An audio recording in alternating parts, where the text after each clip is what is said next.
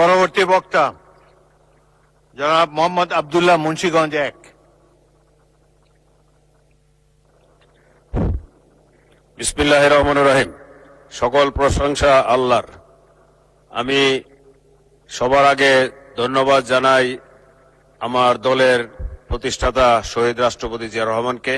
আজকে স্মরণ করি আমি আমার নেত্রী, দেশনেত্রী বেগম খালেদা জিয়াকে, এবং যিনি আমাকে এই সংসদে আসার জন্য সুযোগ করে দিয়েছিলেন, আমাদের দলের এবং এই সংসদের নেতা এবং বাংলাদেশের প্রধানমন্ত্রী তারেক রহমানকে। এবং আমি আরো ধন্যবাদ জানাই আমার মুন্সিগঞ্জ 1-এর সর্বস্তরের জনগণকে, যারা আমাকে বিপুল ভোটের মাধ্যমে এই সংসদে আসার সুযোগ করে দিয়েছেন।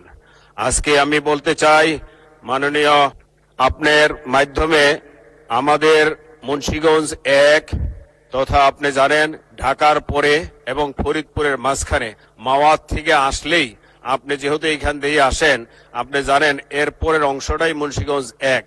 এখন মুন্সিগঞ্জ ডিস্ট্রিক্টে আমাদের একটি হসপিটাল হওয়ার সম্ভাবনা আছে।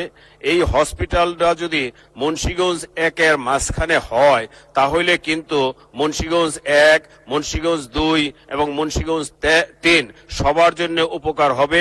এমনকি আপনার এই বরিশাল, খুলনা, ফরিদপুরের অঞ্চলেও এই উপকারটা আসবে।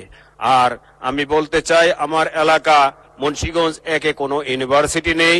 এইখানে যদি একটা ইউনিভার্সিটি করা হয়, স্যার জগদীশ চন্দ্র বসুর এখানে জায়গা আছে, এখানে একটি কলেজ আছে, সেই জায়গাটি আমরা এই ইউনিভার্সিটির জন্য করতে পারি।